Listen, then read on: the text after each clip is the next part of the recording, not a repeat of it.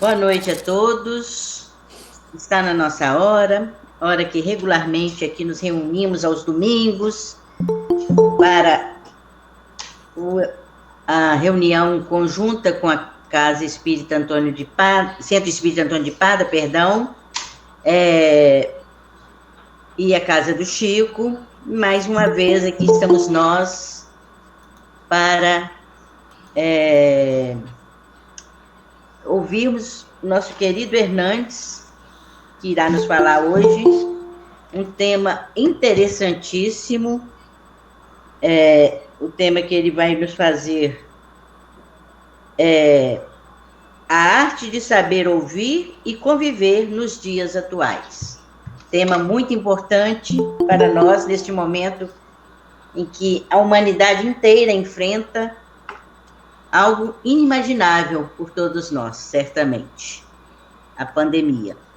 Então, para que a gente não perca tempo e aproveite bem os conhecimentos e os ensinamentos que ele irá nos trazer, eu vou fazer a leitura do livro Vida Feliz, de Valdo Pereira Franco, pelo espírito de Joana de Ângeles, lição 200.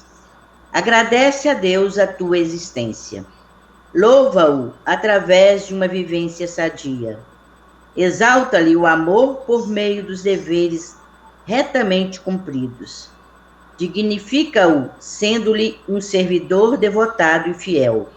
Apresenta-o à humanidade, tornando-te exemplo de amigo e irmão em todas as circunstâncias. Glorifica-o, trabalhando pelo bem de todos, teus irmãos em humanidade. Respeita-o, obedecendo às soberanas leis que governam a vida.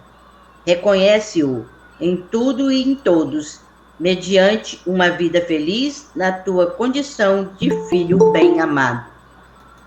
E hoje eu vou pedir licença a vocês, eu vou colocar uma prece que Jorge Elahá fez no final do programa Pinga Fogo. A prece se chama Súplica a Maria.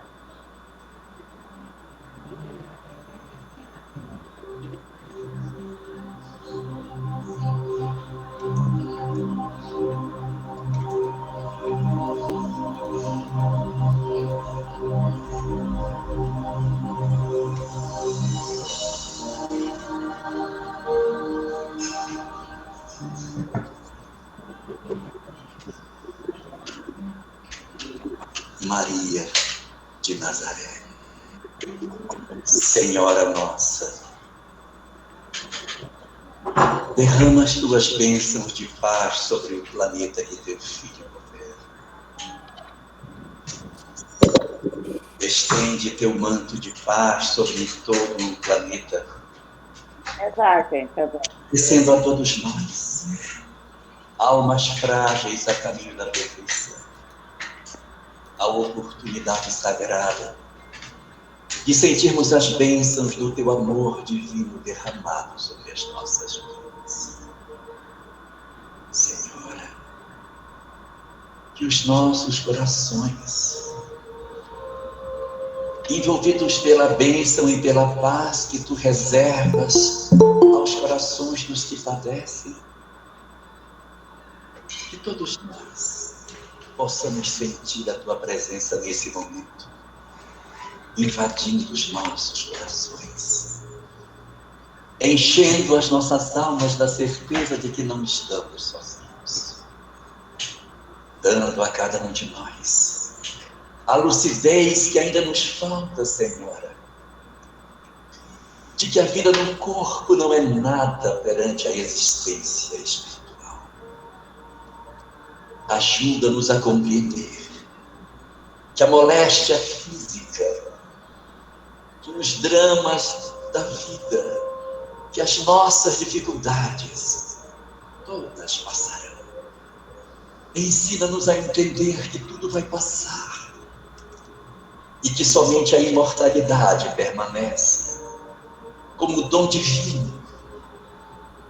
E nesse sentido, permite que os nossos corações se abram nesse momento, numa súplica de paz aos planos superiores do planeta, para o amor que controla a vida, para que a luz que organiza o planeta Terra possa, nesse momento, encontrar, através do nosso pensamento unido, uma festa para que a infinita e sagrada bênção de teu Filho Jesus possa percorrer os espaços, derramando sobre a terra as bênçãos que ainda nos faltam. Que sejam os nossos fluidos nesse momento a matéria-prima necessária para abrir as comportas do céu, para que as luzes do mais alto se derramem por sobre o planeta como um todo,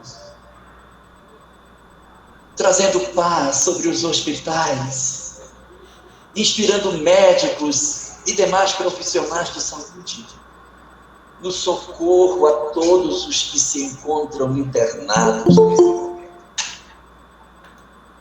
Ajuda, Senhor, todos os que estão hospitalizados nessa hora.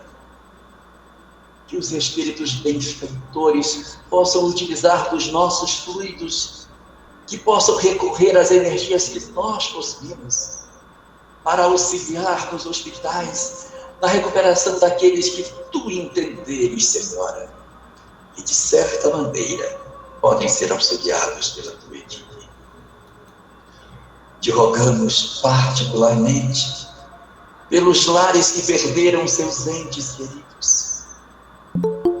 Auxilia todos aqueles que nesse momento estão soluçando pela morte dos seus entes queridos. Dize-lhes, Senhora, nos seus ouvidos, que a vida continua.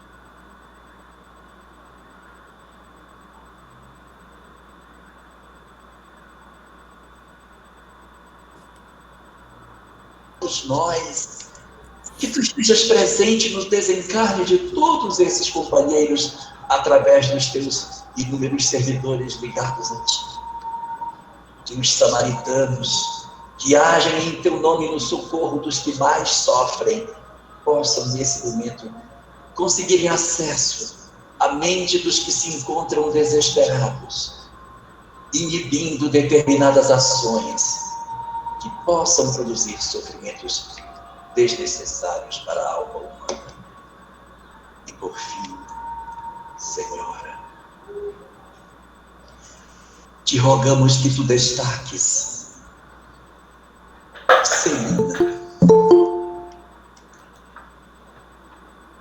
a tua tão fiel discípula, para que ela se apresente mais próxima de nós nessa noite. Deixa que Celina venha em socorro a todos nós, a derramar as tuas bênçãos sobre todos os lares que mais necessitam da compreensão da imortalidade, trazendo a nós a paz que ainda nos falta, a serenidade que ainda não temos, para enfrentar os naturais desafios que a existência nos fazes, por fim, Senhor, que todos esses momentos de dor, de perda, de tristeza, de angústia, possam resultar numa transformação efetiva da humanidade. E nós possamos renascer mais capazes, com melhores dons de amar e de repartir, com mais nitidez sobre a importância do coletivo nas nossas vidas e a compreensão definitiva de que as nossas almas são todas depositadas nas mãos de Deus. Dá-se a todos nós a oportunidade de termos uma noite de profunda paz. Que o teu amor visite todos os lares da terra e que Celina passe a noite mais próximo de nós. Esteja nos nossos lares de maneira mais próxima, visitando a intimidade dos nossos corações e permitindo que as nossas almas se banhem na paz reservada para as almas redimidas. Obrigado por tudo que tu tens nos concedido. Obrigado, Senhor Jesus, pela proteção que tens dispensado ao nosso planeta. E obrigado, Senhor, nosso soberano Senhor, nosso Deus, pelas luzes que tens depositado nas nossas vidas, nos apresentando a doutrina espírita. Por todas essas coisas, nós só temos a agradecer e pedir que as tuas bênçãos cubram a humanidade inteira na noite de hoje. Muito obrigado, Senhor. Boa noite a todos mais uma vez, que assim seja. Hoje, como eu disse no início, irá nos falar Hernandes Pereira. Ele é natural da cidade de Barra de São Francisco. Logo cedo se mudou para Vitória. Conheceu o Espiritismo há 20 anos. E desde então vem estudando e trabalhando na seara espírita. Já foi já foi trabalhador, da Fraternidade Espírita Boa Nova, na cidade de Capixaba, de Venda Nova do Imigrante. Atualmente mora em Vila Velha, frequenta e está diretor do Departamento de Comunicação da União Espírita Caminho Luz e Luz. E também coordena um grupo do ERG na mesma instituição. Ele também morou na cidade de Colatina, onde foi trabalhador e colaborador dos Centros Espíritas Vicente de Paulo e Alexandre Drummond. Profissionalmente, é professor da UIFES. Hoje eu fiquei meio descontrolada, viu? Hernandes, é com você, querida, a palavra, tá bom? Obrigado pela oportunidade. Espero que todos estejam ouvindo bem. A minha conexão de internet, de repente, pode dar uma falhada. Se eu desaparecer, de repente, gente, aguenta e espera que eu retorno. Espero que o som saia da melhor forma possível. E aqui eu consigo ver o chat também, aí qualquer coisa a gente, né, Maria, você vai me informando aí. Tá certo. Mais uma vez, quero agradecer, né, essa oportunidade, muito obrigado, saudações a todos e todas, né, todos da Casa Espírita Francisco Cândido Xavier e também da Casa Espírita Antônio de Pádua, né, 91 anos aí de existência, de muita experiência, de muita luta e de muita resiliência. Muita satisfação minha estar aqui com todos, né, nesse momento. Bom, quando eu trago essa proposta, né, saber ouvir, né, a gente acaba descobrindo, né, que saber ouvir é uma das principais virtudes que nós devemos cultivar. É um ato de caridade, né, como diz a Joana de Ângeles, né. Nos tempos atuais, como nós vivemos, né, tão marcados, né, pelo mundo digital, muitas vezes nós precisamos ter muito cuidado sobre tudo o que nós ouvimos. E porque saber ouvir, de certa forma, vai impactar na arte também de conviver. Isso é uma coisa muito importante de refletirmos. Nós estamos, assim, cercados por muitas notícias falsas, que hoje recebem um nome muito bonito, né, que é fake news, né? Mas no final das contas não passam de mentiras. Mas estamos cercados, né, por essas informações equivocadas e nós devemos nos perguntar o que fazermos enquanto espíritas e cristãos diante dessa circunstância. É o que eu proponho aqui no nosso estudo, né, dessa noite. Me permita, eu vou partilhar aqui algumas vezes, né, alguns slides, né, rapidamente, só para a gente se pontuar dentro dessa temática, né, que eu trago, que é justamente a arte de saber ouvir e, é claro, de saber conviver. Espero que não atrapalhe a conexão aqui, ela está variando um pouco. Muito bem. Então, diante disso, vem uma grande questão, que a gente vai fazer um pequeno passeio, né, dentro da perspectiva histórica, né, para a gente entender como que essas informações falsas, essas informações negativas, elas nos atrapalham a nossa caminhada, né? Então, o nosso estudo, ele vai trabalhar dentro dessas perspectivas que vocês estão vendo aí, né? Por exemplo, a questão A gente vai tentar ver como é que as fake news, né, elas já existiam, não é uma invenção do século XXI. Né? A mentira, muitas vezes a calúnia, né, ela sempre existiu dentro da nossa história. Eu vou trazer 2 exemplos para a gente conversar sobre. Também vamos falar sobre o desafio de saber ouvir nessa era digital, como é que é esse trabalho, como é que é isso. O desafio de saber conviver também na era digital, porque saber ouvir vai impactar na forma de sabermos conviver com as pessoas, e principalmente o desafio de cultivar a espiritualidade nesse período que nós estamos vivendo. Temos muito o que agradecer, né, às tecnologias que nos permitem nos aproximar. Olha, eu estou aqui em Vila Velha, mas estou tendo a oportunidade, né, mais uma vez, de estar junto com todos vocês, tanto da Casa Espírita de Chico Xavier, quanto de Antônio de Pádua, né, que é uma grande alegria. Bom, então eu vou começar um leve passeio histórico, né, uma coisa rápida. Nós vamos começar com esse período aqui, né, onde eu vou trazer um pouco ali Sócrates, vou trazer um pouco Jesus Cristo, um pouquinho ali do período das bruxas e dos bruxos, entre aspas, as cruzadas e as mesas girantes, né? Muito bem, começando com Sócrates. E vocês vão entender daqui a pouco por que eu trago Sócrates nessa conversa. Sócrates viveu ali por volta de 470 a 399 a.C., né? E na época de Sócrates existia um grupo de pessoas que eram chamados de sofistas, né? E os sofistas eram homens, né, mulheres, especificamente homens na época, né, na Grécia, em que eles utilizavam os discursos como objetivos instrumentais. Como assim? Eles exerciam muitas vezes a função de professores remunerados na época e se especializavam muito em compor discursos que tinham um poder de persuasão muito forte, de convencer as pessoas de uma forma muito intensa, né? Então, muito bem. Então, essa técnica, hoje, nós chamamos de retórica, né? Ou seja, né, aquela arte, né, de você argumentar, de você dizer as coisas. Mas para os sofistas da época de Sócrates, essa arte de argumentar, de falar, acabou sendo utilizada como um instrumento assim, de poder, de influência sobre as pessoas. Muito mais de poder do que de buscar conhecimento, né, pelo conhecimento, né?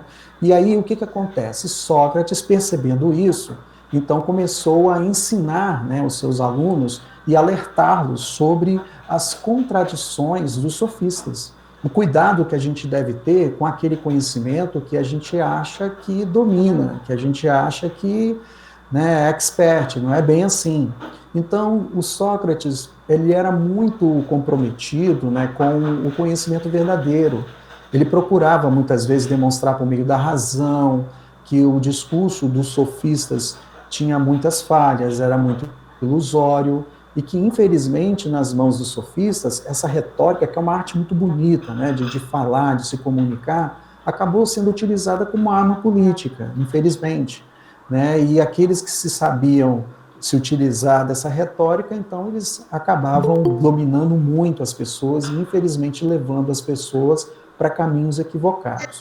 Então, Sócrates, ele vagava pelas ruas, né, conversando com as pessoas e questionando as pessoas. Né? Ele utilizava uma técnica que era chamada de maiêutica. Como assim?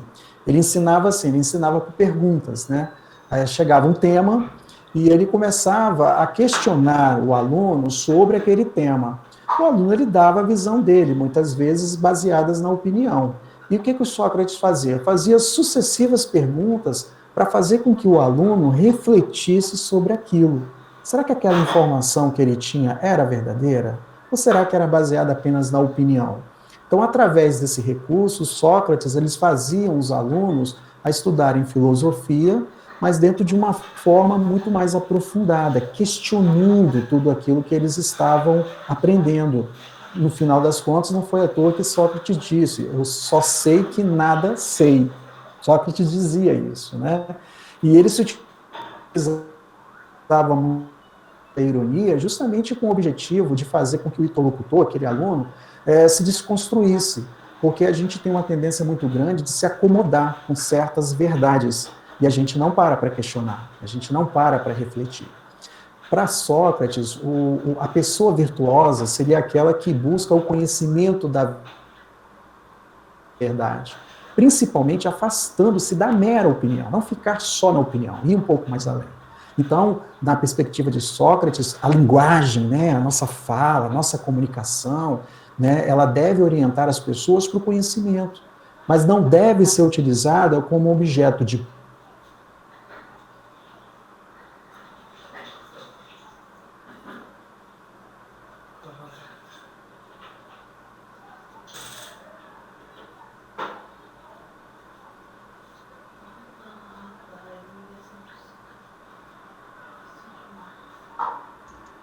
eu acho que eu caí. Gente, eu acho que eu caí, né? Voltou. Ah, tá. Eu parei aonde? Eu vou fazer o seguinte, eu vou tirar a apresentação aqui, se não se importa, para ver se não pesa muito, tá, gente? Tá bom. Tá bom. Então, eu não sei, né, até onde. O que aconteceu, né? Ele acabou, Sócrates acabou, de certa forma, incomodando muitas pessoas de sua época. E aí, o que aconteceu? Os sofistas começaram a espalhar muitas informações falsas sobre Sócrates para as pessoas. E essas informações falsas, né, acabaram transformando Sócrates num desvirtuador de jovens. Né? E aí Sócrates, inclusive, acabou sendo preso, acabou sendo condenado, inclusive, à morte, onde ele acabou tomando um cálice de cicuta e acabou morrendo. Ou seja, Sócrates foi vítima, né, de mentiras, de calúnias, e que no final das contas pôs a termo, né, a sua própria vida. E aí eu trago um outro exemplo, que é o nosso próprio Jesus Cristo, nosso próprio mestre, nosso grande irmão maior, né, que é o nosso modelo. Até mesmo o mestre Jesus passou por situações muito semelhantes à de Sócrates, e até muito pior, e nós sabemos a sua história. Os atos de Jesus causaram alegria, sabe, para alguns, mas também causaram alguns assombros para outras pessoas. As pessoas se questionavam, né, gente? Quem era aquele homem, Jesus, capaz de realizar milagres, né, como, por exemplo, multiplicar pão e peixe, alimentar uma multidão de pessoas, de curar cegos de nascença e paralíticos, de andar sobre as águas, né, de acalmar as tempestades, de arrastar multidões de aflitos pelas ruas, né? Quem era este homem que arrastava as pessoas pelas suas palavras e pelos seus exemplos? Pois é, as pessoas se questionavam, e outros também se perguntavam, quem era aquele homem que desafiava com exemplos as contradições dos fariseus que se sentiam ameaçados? Porque os fariseus de sua época não queriam perder sua posição de poder sobre a vida das pessoas, a vida dos judeus. E o pensamento dos judeus, pois, na verdade, os fariseus se colocavam, né, como verdadeiros intermediários, né, entre o povo e Deus, por exemplo. Resultado, Jesus foi considerado um traidor da pátria judia, Jesus foi considerado um herege, foi considerado um blasfemador dos ensinamentos de Moisés, e olha que Jesus, por diversas vezes, disse que ele não veio para mudar a lei de Moisés, muito pelo contrário, veio resumi-la, veio facilitar o nosso entendimento de que aqueles 10 mandamentos poderiam ser resumidos em 2, amar a Deus sobre todas as coisas e o próximo como a ti mesmo, mas não entenderam. As fake news, as mentiras que foram espalhadas em torno de Jesus foram muito fortes. Até mesmo disseram que Jesus seria capaz de provocar rebeliões, de provocar badernas contra a ordem estabelecida pelo Império Romano. E aí o resto da história, todo mundo já sabe qual é. As falsas notícias foram tão enraizadas, né, acerca de Jesus naquela época, que temos aquele episódio em que Pilatos questiona o povo. Quem vocês gostariam que fosse liberto agora? Barrabás ou Jesus? E a maior parte da população em coro gritou Barrabás. Para termos uma ideia de como que isso foi muito forte, né? Já estava previsto que algo dessa forma aconteceria. Eu trago esses 2 exemplos porque Allan Kardec, no Evangelho segundo o Espiritismo, no item 4, ele vai fazer essa comparação entre Sócrates e Cristo. Sócrates, como Cristo, nada escreveu, ou pelo menos nada deixou escrito. Como ele, morreu a morte dos criminosos, vítimas do fanatismo, por haver atacado as crenças tradicionais e colocado a verdadeira virtude acima da hipocrisia, da ilusão dos formalismos. Assim como Jesus, Sócrates foi acusado pelos fariseus de sua época, né, de corromper o povo com seus ensinamentos. Ele também foi acusado, pois os que têm de corromper a juventude e a proclamar o dogma, por exemplo, da unicidade de Deus. Isso está na introdução, no item 4 do Evangelho. Ou seja, trago esses dois exemplos muito semelhantes que mostram para nós como que as mentiras, elas são destruidoras. E precisamos desenvolver a nossa arte de saber ouvir, de saber analisar, de saber filtrar. Um outro exemplo que eu trago é com relação à era das bruxas, né, das fogueiras, dos tempos das Inquisições, né? Muitos aqui com certeza já viram isso na escola, né? Na Idade Média, sabemos que apenas uma instituição era responsável por acumular todo o conhecimento humano da Europa, de dizer o que era certo, o que era errado, de disseminar a ideia de que Deus não deveria ser amado, mas deveria ser temido, né? Porque ele castigava. Ensinou as pessoas simples, na Idade Média, a temerem e acreditarem cegamente nos dogmas apresentados por essa instituição, pois senão correriam o risco de serem condenados eternamente a sofrerem no inferno. Né? Essa instituição que eu falo desse período, né, desse contexto, era justamente a Igreja Católica Apostólica Romana, naquele período. Né? Hoje a Igreja mudou bastante. Naquela época, ela acabou construindo um imaginário religioso, né, numa população em que sua maior parte era analfabeta, era uma população muito simples, não tinha tanta instrução. E os sacerdotes e religiosos eram vistos como verdadeiros representantes de Deus para aquelas pessoas, né? Então, tudo que eles diziam poderia ser considerado como a verdade absoluta, né? Pois é, nesse contexto, foi assim que nasceram os hereges, né? Ou seja, todas aquelas pessoas que, ao buscarem a verdade, a constatarem, por exemplo, a verificarem, por exemplo, né, as contradições da igreja, e essas pessoas foram consideradas muitas vezes como bruxos, como bruxas, e assim foram condenados e queimados os filósofos, cientistas, engenheiros, religiosos e, é claro, médicos. Todo aquele que, de certa forma, né, fosse contrário às ideias dogmáticas da igreja naquela época, né, era considerado uma espécie de pecador, era considerado uma espécie de inimigo, né, e que infelizmente deveria ser eliminado da face da terra. Vejam bem o imaginário que se circulava naquela época. Assim também, nesse meio, né, de construções de verdades equivocadas, surgiram as cruzadas. O Papa Urbano II, por exemplo, em 1095, ele, com um discurso, sabe, muito bem construído, muito bem feito, e com o poder que a igreja tinha sobre os nobres e sobre as pessoas daquela época, né, conclamou a todos que pudessem estabelecer expedições militares para tirar a cidade de Jerusalém das mãos dos ímpios muçulmanos.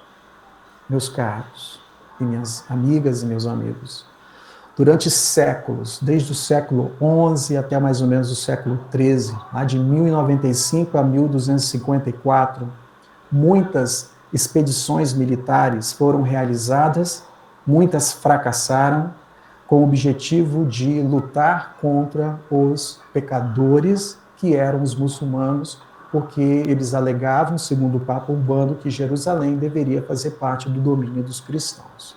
Resultado, milhões de mortos, aumento da pobreza, porque as expedições eram muito caras, aumento significativo da intolerância entre o Oriente e o Ocidente. Me lembro muito da prece, em que todo momento, essa prece inicial, se conclamava a Maria que ela lançasse o seu manto sobre a terra para a paz. E observe bem como que as notícias falsas, as fake news, né, foram desastrosas no sentido de levar o ódio e de levar a guerra entre as pessoas. E aí eu trago um exemplo fantástico do nosso codificador, do professor Rivaio. Né? A postura que o professor Rivaio teve quando chegava a ele notícias. E eu vou falar das mesas girantes, para a gente dar uma ideia de como que o codificador ele foi muito cuidadoso, né, com relação às mesas girantes. Né? Pois bem, eu vou ver se eu consigo partilhar aqui uma lâmina, né, para a gente se situar mesmo, né, nessa questão que a gente está conversando. Né? Então, o nosso codificador, ele teve uma postura muito exemplar no que diz respeito ao fenômeno das mesas girantes. Né?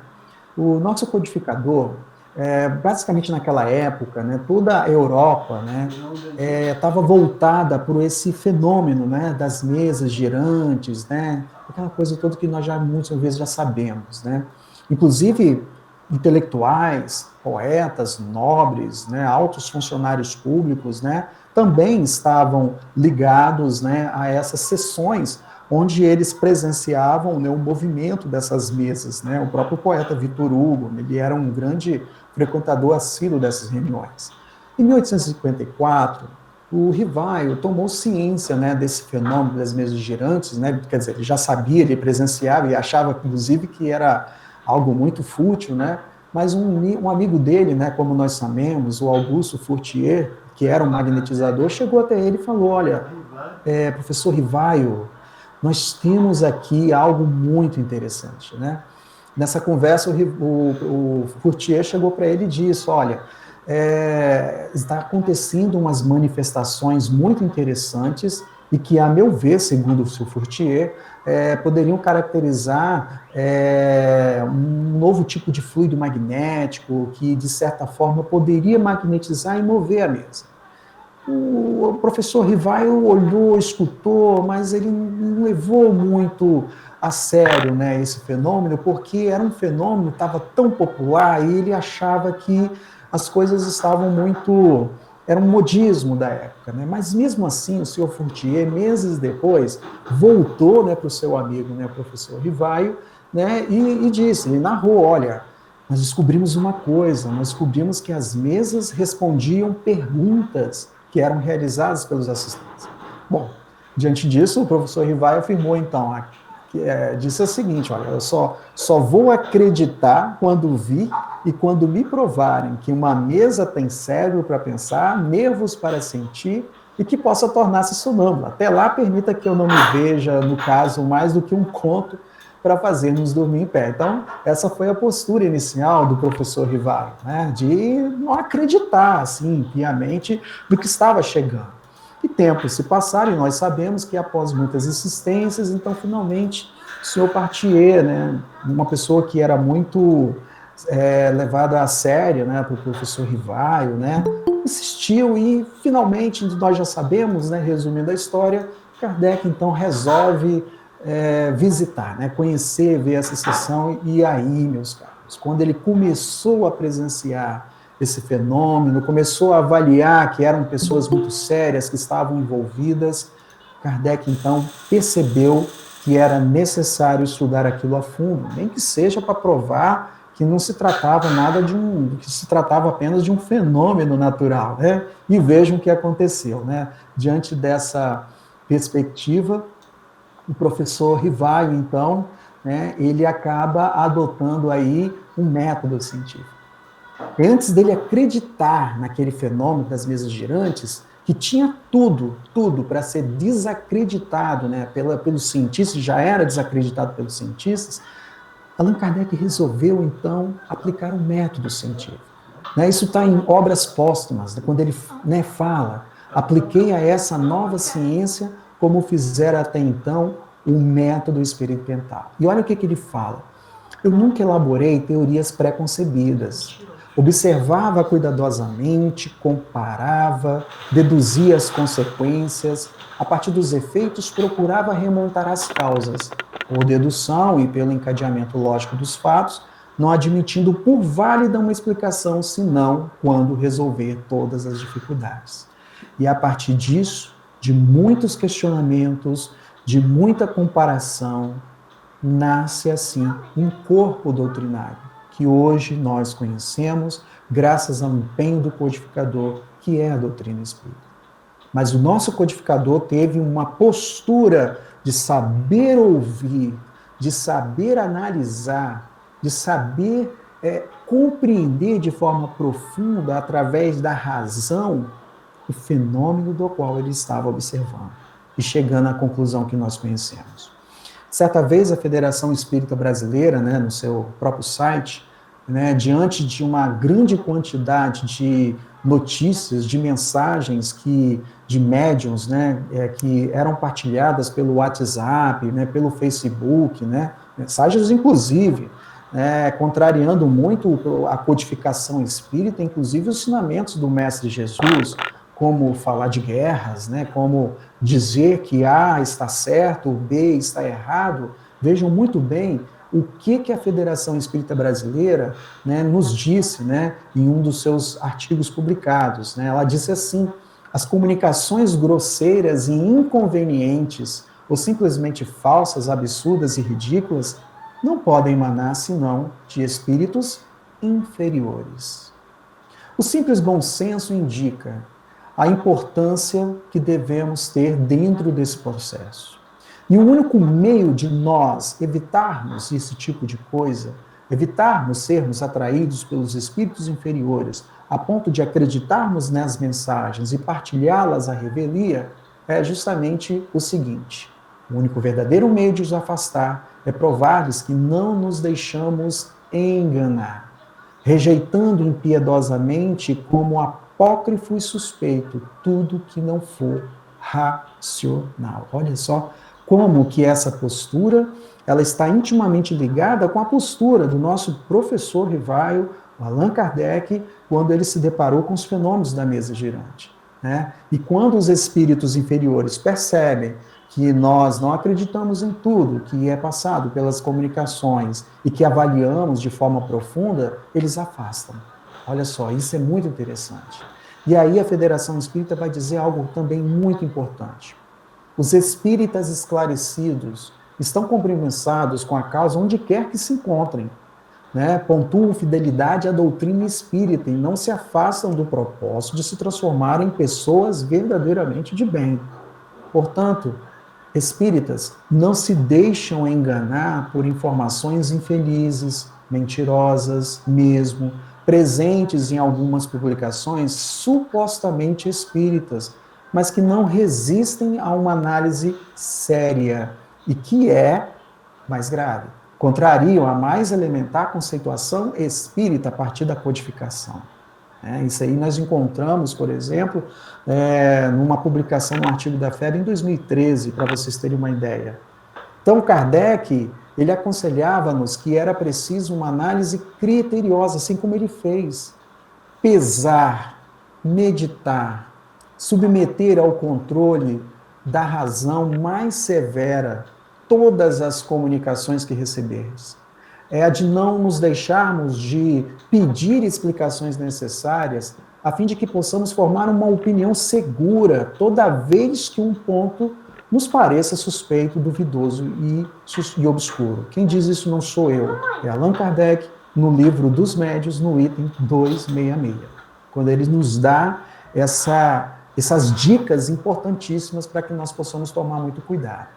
Diante disso, né, diante do contexto que nós estamos vivendo, né, nesse período em que somos cercados por um mundo digital, como que nós poderíamos adotar essa postura de Allan Kardec no mundo que nós vivemos? Porque no mundo que nós vivemos, nós temos que sim, nós temos um desafio muito grande nessa arte de saber ouvir, porque isso vai impactar a nossa forma como convivemos com as pessoas. Há muitos influencers e youtubers, muitos propagando ciência, filosofia, sentimentos religiosos, mas outros propagando coisas mentirosas que vão de encontro à ciência, que vão de encontro à filosofia, que vão de encontro ao sistema religioso, ao sentimento religioso e que vão de encontro aos ensinamentos dos espíritas. Hoje, com a popularização da internet, através das redes sociais e dos canais de vídeos como o YouTube, por exemplo, né, diante de todo esse contexto, né, que nós estamos vivendo, qualquer pessoa ela pode produzir conteúdos, pode com textos, com fotos, com filmes e áudios, com uma estética extremamente atraente.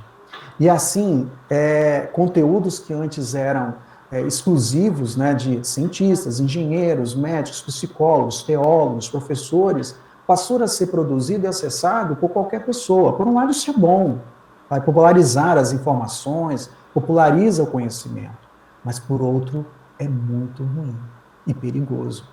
Popularizar informações erradas e conhecimentos equivocados baseados simplesmente em opiniões pessoais, que levam a grandes problemas no que diz respeito à convivência.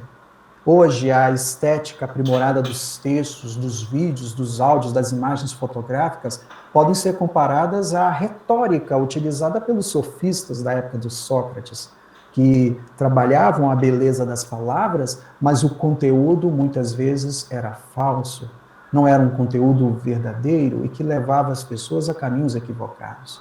E por causa disso, hoje, tornou-se muito difícil para nós, enquanto espíritas, enquanto religiosos, não importa qual religião seja, distinguir o que é real, o que é um mito. Isso vai impactar de uma forma significativa na nossa condição, na nossa arte de saber conviver. E isso é um elemento que não pode ser dissociado. Saber ouvir acarreta também a nossa capacidade de saber conviver nesse período, nessa era digital que nós estamos vivendo. Somos forçados a viver, como a Maria colocou muito bem no início, em função da pandemia. Mas a grande questão é como cultivar essa arte de saber ouvir, né? Como cultivar essa arte de saber conviver nesse período. Eu vou apresentar para todos 3 experimentos de psicologia que é muito interessante. Inclusive, esses experimentos foram publicados em artigos que mostram como que nós somos muito suscetíveis, né? Como que nós somos muito fáceis, né, de nos levarmos a determinadas questões ligadas, né, a notícias falsas. Por exemplo, o primeiro fenômeno que eu trago foi chamado de efeito da mídia hostil. O que foi esse fenômeno, né? Esse fenômeno, esse experimento se baseou num fato real que aconteceu em 1982, né? Muito interessante isso, tá, gente? Em 1982 ocorreu um massacre em Sabra e Shatila, na região do Líbano, né? Isso foi, o que aconteceu nessa época? Alguns milicianos cristãos libaneses, né, invadiram os campos de refugiados palestinos de Sabra e Shatila, que fica no subúrbio ao sul de Beirute, né? E nessa época, Beirute estava ocupada pelo exército israelense. Então, gente, durante 3 dias houve um verdadeiro massacre, né? Corpos que foram amputados, desmembrados, crianças muitas vezes que foram esmagadas, animais que foram abatidos. Na época não existia internet, né, gente? Era 1982, mas quando essas imagens pipocaram nos meios de comunicações, jornais, revistas, chocaram a opinião mundial. Foi um grande evento que chocou muito, né, a opinião das pessoas naquela época. Aí o que aconteceu? 3 pesquisadores da Universidade de Stanford resolveram fazer um experimento com esse fato. Então eles pegaram 240 alunos, estudantes dessa universidade, que foram divididos em 3 grandes grupos. O primeiro grupo era a favor dos israelenses, o segundo grupo a favor dos palestinos, e um terceiro grupo que não tinha muito conhecimento sobre o fato, né? E vejam bem o que aconteceu. Todos os 3 grupos, separadamente, foram submetidos às mesmas notícias, das mesmas fontes de jornais, ok? E aí, o grupo neutro, né, disse o seguinte no resultado, que as notícias foram imparciais, foram isentas, e não puxou nem de um lado nem para o outro, nem para o lado dos palestinos, nem para o lado dos israelenses. Mas o grupo a favor dos palestinos, quando assistiram às mesmas imagens, às mesmas artigos, as mesmas notícias, o grupo pró a favor dos palestinos culparam os israelenses e disseram que os jornalistas, os editores desses meios de comunicações eram todos favoráveis a Israel. Já o grupo a favor de Israel, né, compreendeu que as notícias culpavam os israelenses de forma muito exagerado, né, e o seu papel de culpados no massacre, que os jornalistas editores eram a favor dos palestinos. Só recapitulando, o grupo a favor do palestino que assistiu às notícias acharam que as notícias não culpavam Israel como deveriam culpar. Já o grupo a favor dos israelenses já achavam que as notícias estavam culpando os israelenses pelo massacre. Ou seja, no final das contas, a análise dos autores foi a seguinte: os estudantes estavam muito mais ligados, né, mais a opinião que eles já tinham sobre o tema do que o conteúdo da notícia propriamente dito. E esse fenômeno ficou conhecido como o efeito da mídia hostil. Como assim? Quando grupos que já têm uma opinião formada podem interpretar as mesmas notícias de formas diferentes de acordo com as suas crenças. Olha que fenômeno interessante. E isso ocorre com qualquer temática: religiosa, política, econômica, esporte, futebol, e por aí vai, e vai, e vai. Imagina nas redes sociais. E aí, outro experimento que eu trago para vocês é esse experimento aqui, que foi chamado Receptividade Comportamental a Informações Dissonantes. Foi um artigo publicado em 1967, lá da Universidade de Califórnia. E o experimento foi muito interessante. Funcionou da seguinte forma, né? Espero que todos estejam me ouvindo perfeitamente, né? Espero que não esteja caindo a conexão. Os alunos, os estudantes da universidade, eles foram divididos em 2 grandes grupos. E os pesquisadores disseram assim para os alunos: olha, nós vamos dar gravações de áudio para vocês, mas vou avisar, as gravações foram feitas em equipamentos muito ruins, então tinha muito chiado, e os estudantes, para ouvir melhor determinados trechos que eles quisessem ouvir, poderiam apertar um botãozinho do lado do gravador que o chiado parava e dava para ouvir legal, né? Então veja o que aconteceu. Entre as gravações que foram dadas aos estudantes, haviam 2 em que uma reforçava que o cigarro causava câncer. Estamos falando nos anos 60, tá, gente? E uma outra gravação dizendo o contrário, que o cigarro não tinha nada a ver com câncer. Pois bem, como os estudantes foram divididos em 2 grandes grupos, um grupo de não fumantes e um grupo de fumantes. Os voluntários estudantes não fumantes, os pesquisadores perceberam que eles apertavam mais o botão de limpar o áudio justamente nas gravações que reforçavam que o cigarro causava câncer. Os não fumantes fizeram isso. E os grupos de voluntários fumantes já fizeram o contrário. Apertaram mais o botãozinho de limpar o áudio justamente nos trechos das gravações em que se falava que o cigarro não tinha nada a ver com câncer. Meus caros, resultado disso tudo: os voluntários só queriam ouvir bem o que era mais interessante. É o que acontece conosco. Procuramos sempre as opiniões que favorecem a nossa opinião. E achamos enviesadas as informações que são contrárias às nossas opiniões. É um fenômeno muito interessante, né? Que exige uma atenção muito grande nossa, né? Principalmente nós que estamos envolvidos nesse período de era digital. Nos anos 60 não tinha internet, imagine hoje, né? No período, né, das redes sociais. E o último experimento que eu trago, né, para a gente fechar, é justamente esse aqui, em que foi chamado de efeito Dr. Fox. O que foi esse experimento? Foi um experimento realizado, né, nos anos 70, né, na Universidade do Sul da Califórnia. O que os pesquisadores fizeram? Eles contrataram um ator para se passar por um palestrante renomado, que teve um nome fictício chamado de Dr. Myron Fox. Qual era a função desse ator?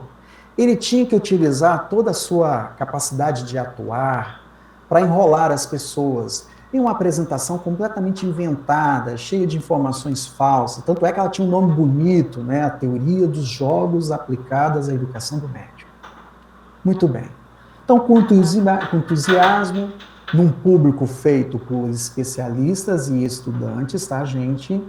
Esse ator, então, começou a utilizar toda a sua retórica, sua estética, seu bom humor, interagindo com o público, conseguindo convencer a maioria das pessoas que as suas informações eram condizentes, eram verdadeiras. Aí os pesquisadores não se sentiram, resolveram então fazer uma outra experiência para ver o comportamento desse mesmo público. Colocaram outros palestrantes, de fato especialistas em determinadas áreas, para dar a palestra. Porém, eles não tinham tanta retórica, né? Não tinha aquela coisa de, sabe, se interagir com o público, né, e tudo mais. Então, as informações verdadeiras que esses palestrantes estavam passando foram passadas de forma muito desanimada. Ou seja, a palestra que fez mais sucesso foi qual? A mais animada.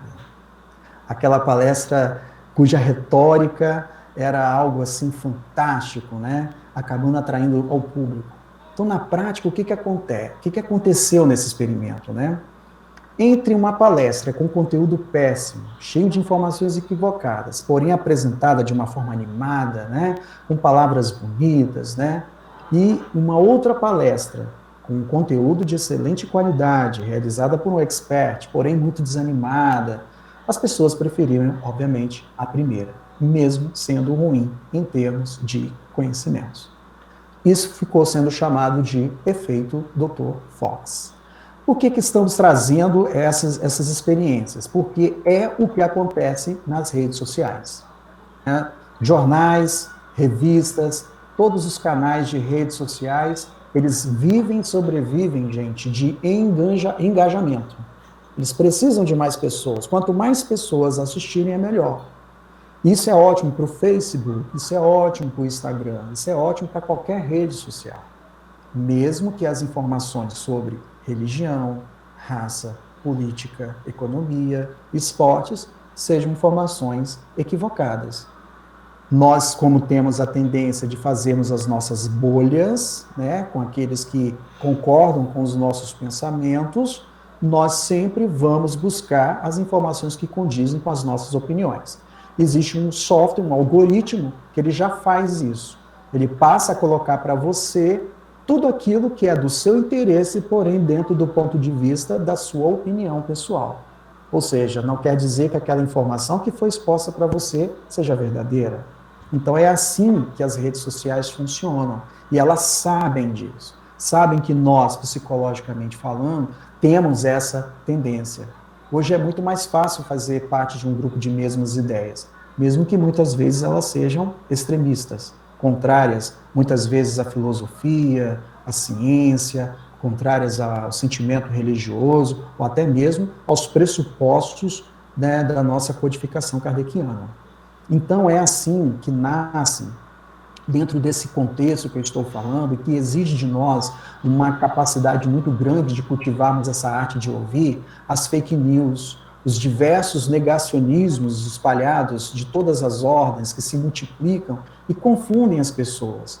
Confundem as pessoas sobre temas muito importantes, como vacinas, por exemplo, que é o período que a gente está vivendo, sobre a forma do planeta Terra, sobre a própria pandemia, sobre os regimes políticos, né, os autoritários, por exemplo, né, sobre as questões étnicas, né, de dizer que não existe racismo ou coisa parecida, ou de que pessoas pobres, porque não se esforçaram, né, não conseguiram alcançar seus objetivos, a ideia da meritocracia, né, ou as questões religiosas que levam à ideia de que a religião de um é melhor do que a outra e que, portanto, devemos eliminar a outra religião, a outra religião, uma verdadeira releitura das cruzadas na época da Idade Média, como eu havia falado no início, que levam ao ódio, que levam à violência, que levam ao fanatismo.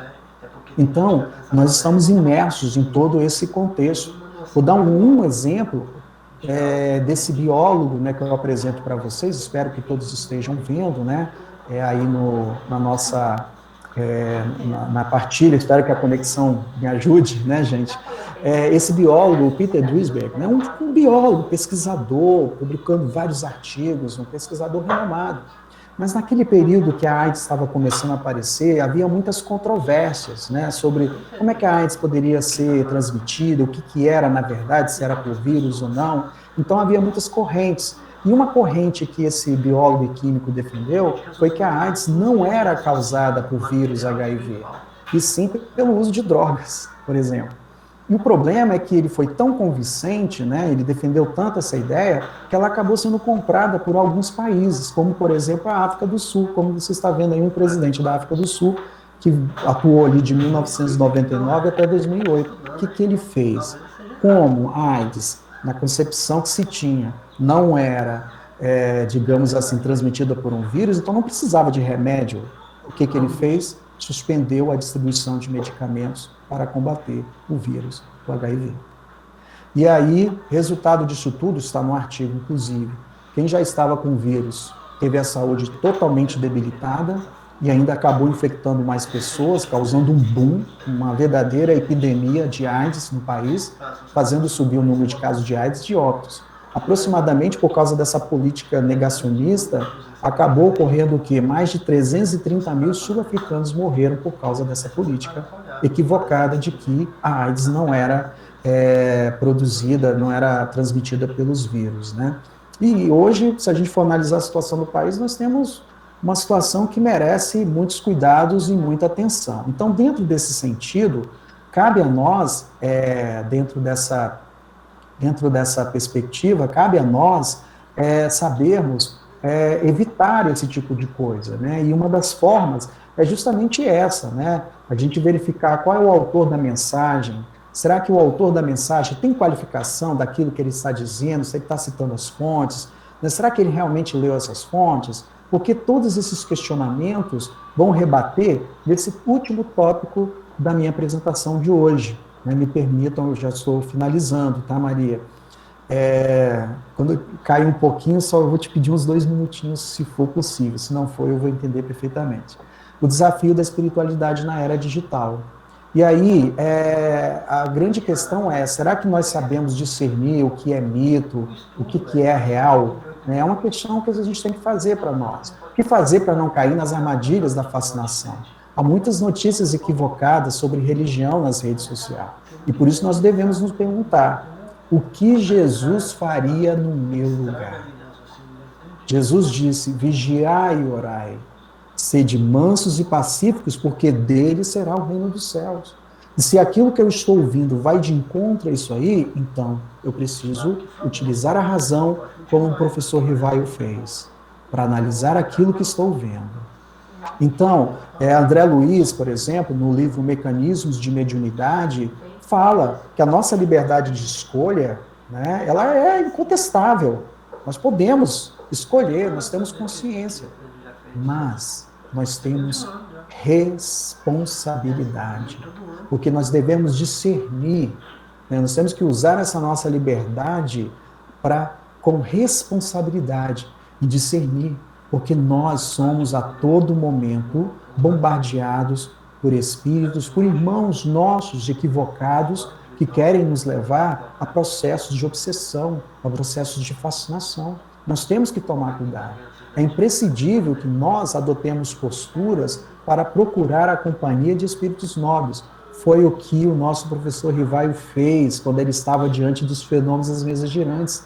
Ele preferiu tomar um caminho nobre e, com isso, ele teve a assessoria de espíritos nobres para poder desenvolver a codificação espírita que tanto nos auxilia e nos consola nos dias de hoje. Então, fecho trazendo 2 recomendações. Uma de Emmanuel, né, e a outra da nossa grande querida, né, Joana de Ângeles, né, Emmanuel pelas mãos do Chico Xavier e Joana de Ângeles pelas mãos de Divaldo.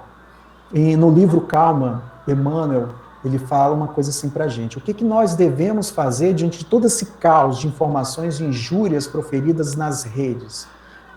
Emmanuel vai ser bem claro nesse livro Calma, vai dizer assim, no tumulto das inquietações da terra, é provável que a gente encontre igualmente os desafios que se erigem por testes de compreensão e serenidade no caminho de tantos companheiros de experiência. É possível que isso aconteça. E o que nós devemos fazer diante, então, desse contexto? Olha o que ele fala. Habitua-te a entesourar a paciência com a qual disporás de suficientes recursos para adquirir forças espirituais de que necessitarás. Talvez para a travessia de grandes provas sem risco, né, nas correntes de desespero. Se o assunto diz respeito unicamente ao teu brio pessoal, olha o que Emmanuel fala, não sou eu não. Cala-te e espera. Saber ouvir e conviver com as diferenças são atitudes de caridade, como Joana de Ângeles faz. E temos que aplicar isso em todos os lugares. Nas redes sociais, na nossa família, no nosso trabalho, quando saímos para a rua, quando estamos no trânsito, em todos os lugares temos que cultivar essa postura de saber ouvir, filtrar, analisar, para que possamos saber conviver com as pessoas. Isso principalmente no atendimento fraterno. Não adianta nada estarmos com pensamentos, preconceitos, discriminações, quando alguém desesperado chega e fala que está vivendo um problema na questão das drogas, que está vivendo um problema com relação ao álcool, e que acabou cometendo um grande erro, que fez isso ou aquilo, e você, com um pensamento preconcebido, totalmente o contrário, né, do que o professor Rivaio fez, ele dizia, eu não estava com pensamentos preconcebidos quando eu fui ver as mesas girantes. É uma postura que nós devemos ter diante daqueles que chegam à nossa casa, pedindo socorro. E aí, diante disso, a Joana de Ângeles é muito enfática em dizer: concede a quem chega a honra de ouvir, não te apresses em acumular de informações. Ó, irmã, você está com um problema assim, porque você está com isso. Não. Que às vezes ele nem vai se interessar, ele só quer que você escute. É o que a gente tem que fazer. Silencie e ouve. Não aparente saber tudo que está por dentro de todos os acontecimentos. Você fala da Joana de Ângeles. Nada mais desagradável e descortês de que a pessoa que toma a palavra de outro e conclui a narração, e que nem sempre é corretamente correto isso. A gente tem que ser gentil, né, para que o outro, que de repente está precisando de atenção, está sofrendo, mesmo trazendo aquele monte de ideias equivocadas, postando um monte de coisa errada, equivocada no YouTube, antes da gente apontar o dedo na ferida dele, vamos ouvir, vamos ponderar, calma. Precisamos fazer com que aquilo que a prece colocou no início, né, sermos copartícipes, né, desse manto de paz que a gente deve colocar. Vamos falar no momento próprio. Fecho dizendo assim, aquilo que Emmanuel coloca no livro Calma para nós, que para mim isso foi muito importante, que tem me ajudado muito nesse período em que a gente está muito ligado nas eras digitais.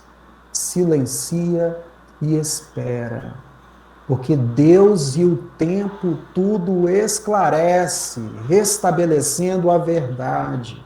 E para que os irmãos enganados ou enrijecidos na ignorância possam se curar das ilusões e das crueldades a que se entregaram. Bastar-lhe-á apenas o quê? Viver.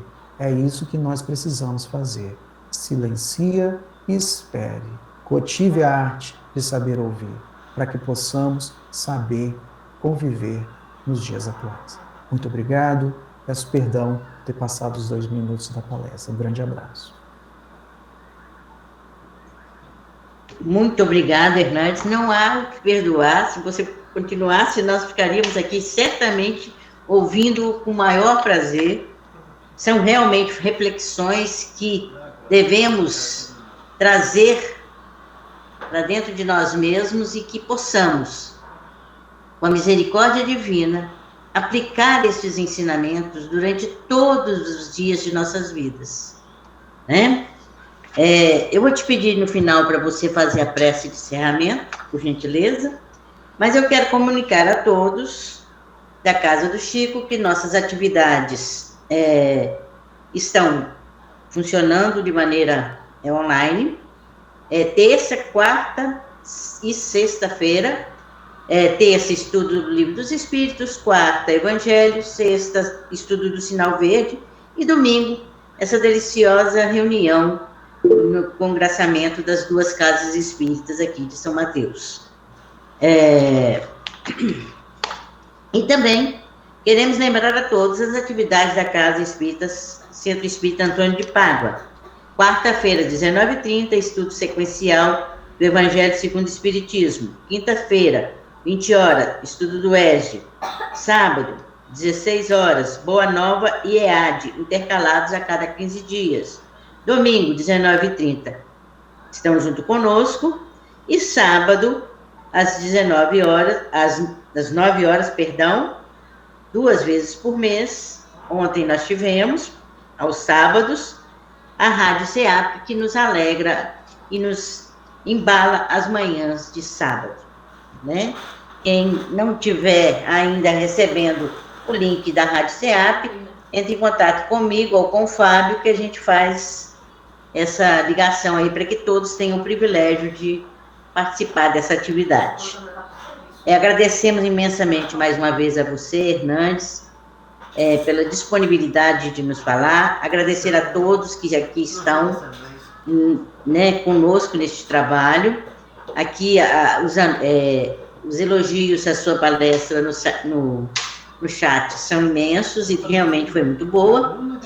E desejamos a todos uma excelente semana, com muita saúde, muita paz. E, por gentileza, faça a prece de encerramento por nós, Hernandes. Lembrando que domingo que vem, quem vai falar para nós é Victor Hugo, de Uberlândia, Minas Gerais. É um jovem que está aí nas redes sociais, a Marli Jordan, que me passou o contato dele. Vamos ver o que ele tem a nos trazer. Pois não. Convido a todos neste momento para que possamos fechar os nossos olhos, possamos nos sintonizar com o nosso Mestre Jesus.